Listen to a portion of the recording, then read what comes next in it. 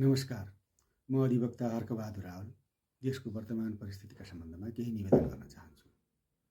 मेरो निवेदन के छ भने जागेको जनता सुत्नु हुँदैन। हो, जागेको जनता सुत्नु हुँदैन। अझ परिवर्तनको सङ्घारमा त आन्दोलनका मुद्दाहरू सम्बोधन नहुँदासम्म जनता जागिरहनु पर्दछ। जनता जागा रहँदा सत्ताको निरङ्कुशता सुसुप्त रहन्छ। तर जागेको जनता सुतेको अवस्थामा सत्ताको निरङ्कुशता जागृत हुन जान्छ र सत्ता स्वेच्छाचारी हुन सक्दछ।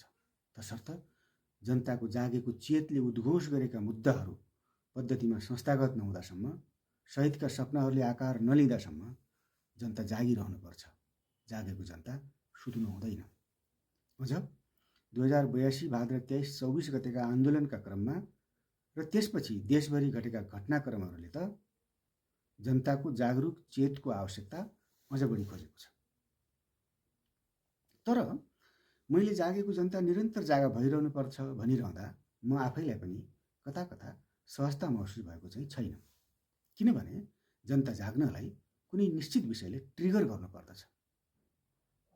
जस्तो जेएनजी आन्दोलनका क्रममा भ्रष्टाचार र नेपोकिट जस्ता मुद्दाहरूले जनतालाई ट्रिगर गरेको थियो र युवा पिँढीहरू आन्दोलनमा उत्प्रेरित भएको थियो। तर जनता निरन्तर जागा भइरहन कुनै एउटै विषयले हरहमेशा ट्रिगर गर्न सक्दैन। कुनै एउटै विषयले हरहमेशा नागरिकहरूलाई उत्प्रेरणा दिइरहन सक्दैन। जनता जागिरहन, उसलाई उत्प्रेरित गरिरहन योग्य लिडरसिप र उसलाई फर्मलाइज गर्ने अर्गनाइजेसनको पनि आवश्यकता पर्दछ।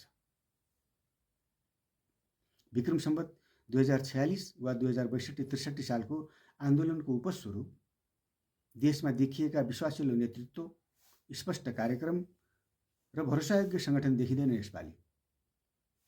यस्तो नदेखिनु यसपटकको समस्या हो। यही कारणले यहीँनिर समस्या छ यसपालि। यही समस्याले कहीँ कतै 75 जना शहीदहरूको, 100औं घाइतेहरूको अनि लाखौँ परिवर्तनकामी जनताको सपनाहरूमाथि तुषारपात हुने हो कि भन्ने शङ्का पनि छ। तर जनताको सचेत जागरुकताले यो शङ्काको निवारण र देशलाई अगाडि बढाउन आवश्यक पनि छ। राजनैतिक र प्रशासनिक सुधार गर्न अत्यन्त जरुरी पनि छ। अस्ति जनता जागेकोले आन्दोलन भयो। आन्दोलनपछि केही परिवर्तन पनि भयो। तर वाञ्छित परिवर्तन अझै बाँकी छ। संस्थागत सुधार अझै बाँकी छ। ती शहीदहरूका सपनाहरूको कार्यान्वयनका लागि संवैधानिक, कानुनी, राजनैतिक र प्रशासनिक सबै क्षेत्रमा परिवर्तनको अत्यावश्यकता पनि छ। त्यो परिवर्तन पुराना राजनैतिक शक्तिहरूबाट सम्भव छैन। वर्तमान सरकारले त्यो ल्याकत देखाउन सकेको अवस्था देखिँदैन। यो सरकारको कामको कमी मात्रै होइन, इच्छा शक्तिको नै अभाव हो कि भन्ने शङ्का पनि उत्पन्न भएको अवस्था छ। तथापि हामी नेपाली जनताले यो विषम परिस्थितिमा पनि आत्मसंयमता, सक्रियता, सजगताका साथ देशलाई अगाडि बढाउन आफ्नो तर्फबाट योगदान गर्न आवश्यक देखिन्छ।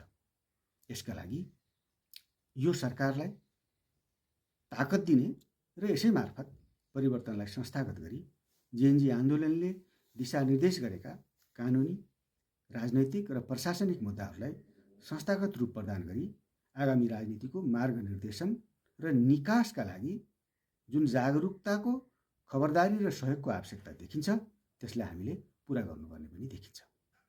सरकारलाई सहयोग पनि गरौँ, खबरदारी पनि गरौँ, सही कामको समर्थन र गलत कामको विरोध पनि गरौँ। अझ सबैभन्दा ठुलो कुरो यो सरकारलाई यसको मूलभूत कर्तव्यतर्फ डोर्याउन निरन्तर सजगताका साथ लागिरहौँ। हाम्रो जागरुकताले 2007, 2046 र 2062-63 जस्तो स्पष्ट कार्यक्रम, विश्वासिलो र ग्राह्य नेतृत्व अनि सुसङ्गठित राजनैतिक सङ्गठनको अभावमा पनि जनताको जागरुकता र जागेको जनताको सचेत निर्देशनले नेतृत्व पनि, सङ्गठन पनि, कार्यक्रम पनि क्रमशः विकास गर्दै लैजानेछ। आन्दोलनका मुद्दाहरूलाई संस्थागत गर्न सघाउनेछ र शहीदका सपनाहरू पुरा गर्दै देशलाई सुशासनको मार्गमा अगाडि डोर्याउन पद्धतिको शुद्धिकरण गराउने काममा सहयोग गर्नेछ।